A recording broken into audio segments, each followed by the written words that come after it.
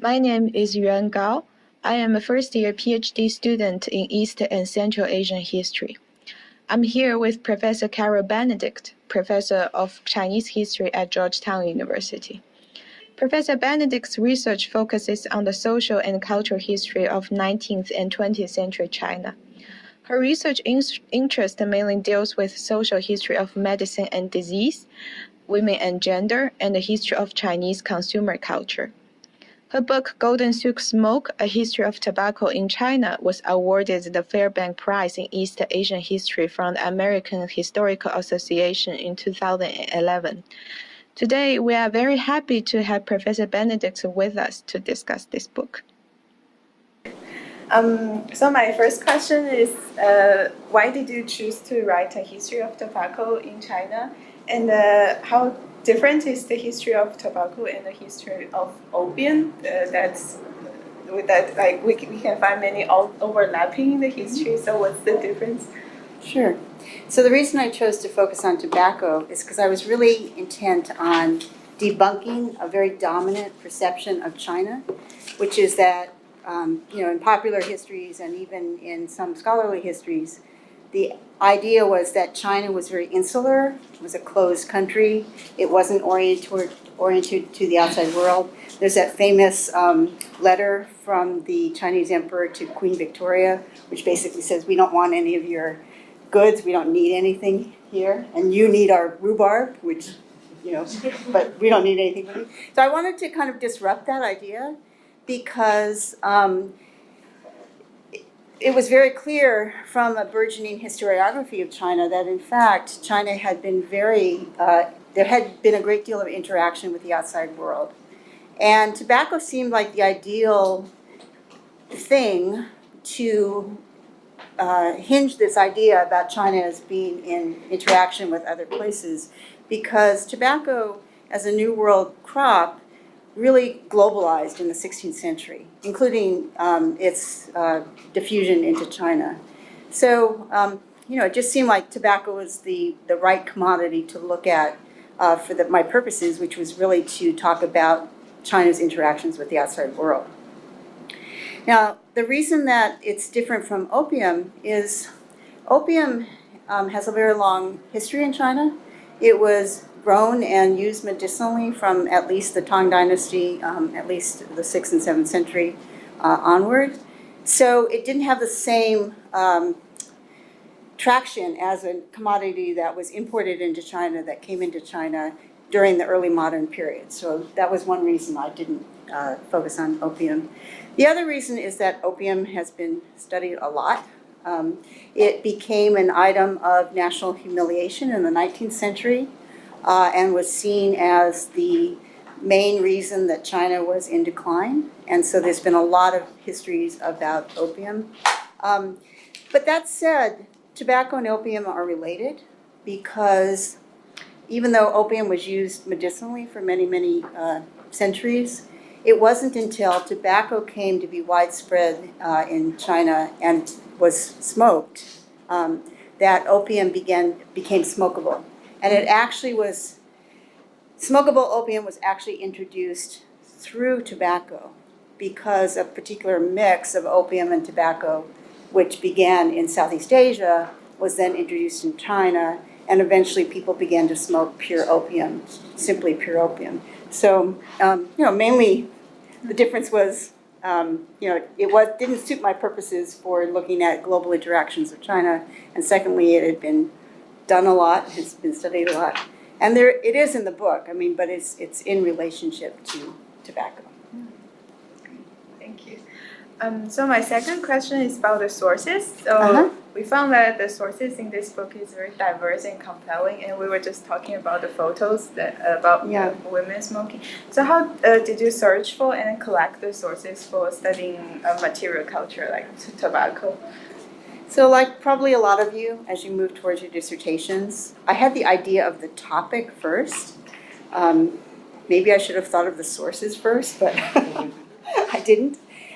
So once I started to dive into things, it was amazing because tobacco was everywhere. It just showed up in any type of source that you might imagine. But there wasn't like a huge cache of sources I could go to do this study. I mean, I really had to spread my net very, very widely. And even though I could find tobacco everywhere, it was in so many disparate kinds of sources that's what you see in the book. Each chapter actually has a different source base, and that's part of the reason it took so long to write, but because it was like a new historiography for each chapter. But it was really great fun because I was able to dip into connoisseur literature, of which there was a very large, Chinese, because tobacco came to be regarded as a luxury commodity, there was a huge literature written by connoisseurs about the right way to smoke and the best tobacco and so on. I also dipped into materials in China that are called local gazetteers. These are documents that are written by local elites living in localities all around the country. And they would basically record what crops were grown, what customs existed in the local areas, and so on. So that was a very rich source for the late imperial period. For the modern period, of course, newspapers and advertisements, as you saw in the book, were very, very important. Poetry, literature. My favorite chapter, I don't know which chapters you read, but my favorite chapter is actually on literary representations of smoking in the 20th century. And that was just really fun because I got to read stories and look at the way in which authors portrayed this custom of smoking tobacco and cigarettes in the 20th century. So it was very diverse sources, customs records, for the economic chapters. In terms of material culture, I know that's the focus of your discussion today, I did get very obsessed with paraphernalia, the things people used in smoking, but it didn't feature that. I didn't really consider myself a historian of material culture, and it doesn't figure that much in the book per se. And in terms of actual objects, I don't have that many, but I did have a lot of pictures and a lot of illustrations of the paraphernalia that went along with smoking in both late imperial China and modern China. Thank you. So my third question is about, you've partly said that the history of tobacco changed our way of viewing China as a closed country because it introduced the interaction with the outside world. So what else did the study of tobacco change and challenge the previous historiography about China or about the world, about everything? Yeah, so there were I thought I had two historiographical interventions, and the first I've already mentioned to a certain extent. It was an attempt to place China in the world. Previously, between the 1980s and the 1990s, Chinese historians had moved away from an earlier historiography which had regarded China in reaction to the West, so the so-called impact response paradigm, which saw that everything that China did was only in reaction to the challenges of the West. So in the 1980s and 1990s, historians focused inward and tried to look at China from within and tried to describe only things, in terms of China's movement towards modernity, it would only be things that arose within China, and tried to discard the outside. Then in the late 1990s and the aughts, Chinese historians began to return to international and global themes. And so I was part of that revisionary historiography of trying to replace China into the world and regard it as having both interactions with the outside, but also to look at commonalities and comparisons of the Chinese experience with the outside. So I was part of that kind of revisionary moment. And then the second thing, there's a perennial issue in Chinese history that's probably true in most of the histories that you're doing as well, of the relationship between tradition and modernity, and how we understand the relationship of the past to the present. And as Jason knows, because he had to sit through my 20th century China class, this is the perennial bugaboo in terms of Chinese historiography, because the older idea that tradition gave way to modernity, and it gave way to modernity because of inputs from the outside, the kind of notion of westernization. We've long moved past that, but this question of how did late imperial China relate to the modern world continues to really be problematic. And so I wanted to look at one aspect of that, consumption, consumer culture, if you will, and look at the relationship of patterns of consumption in late imperial China and how they related to patterns of consumption in the 20th century. And tobacco, again, was a really great commodity to do this with because it was socially inclusive.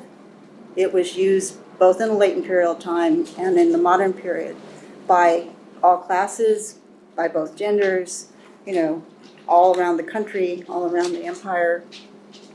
But the other important thing that I realized in the course of my research is that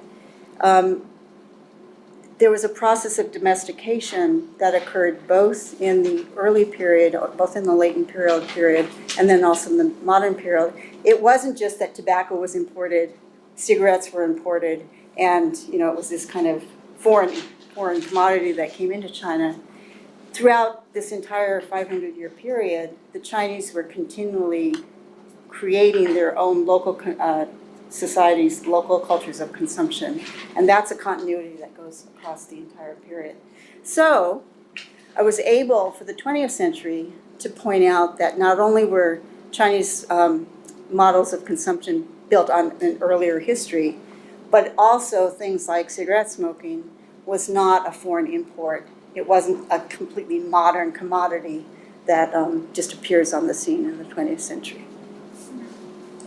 So my last question is about the methodology. Mm-hmm. So in your opinion, how do we conceptualize or theorize material culture or consumer culture? And also, like in your study, do you find it very important to incorporate other disciplines in your study, like anthropology, biology, and medicine? So the question's a bit puzzling to me because I don't really think of myself as a historian of material culture. I really was looking, I think, more at social meanings and practices of a thing. And so I'm not sure I have much to contribute to the question about methodologies in studying material culture. Last year at Johns Hopkins University, there was a conference on material culture in Chinese history. And among the 20 or so speakers, everybody got up and said, we don't really know what material culture is. And of course, every person had a different perspective and a different object that they were studying and a different approach. So, I perhaps leave that to you to sort out. But I do think, obviously, that there's a thing in my book, tobacco, which is actually many different things. It's not just one thing, but many different things. And what I'm trying to understand is how people used these things and what these things meant to them socially and how those meanings changed over time. So, sure, material culture is at the heart of it, but it's not just about the object itself. And maybe that's true for all histories of material culture. Maybe it's really what we're trying to get in at is social meanings and social uses. In terms of other disciplines, other things, this kind of goes along with the source question because every chapter relies both on a different source and in some ways on a different disciplinary approach. So there's a chapter in there about the medical meanings, the medical ideas about tobacco. So that's really drawing on my interest in medical history, and it's really more an intellectual history in that chapter. I talked about the chapter I really like, which is the literary representations of smoking in the 20th century. That's obviously drawing on literature and literary criticism for that chapter. There's a chapter about production and consumption where I had to rely on economic history. Anthropology, social theories are always cross-fertilizing between anthropology and history. And so I certainly drew on a lot of social historians' theories that were developed by anthropologists. But I wouldn't call this an anthropologically focused history. Okay? Thank you very much.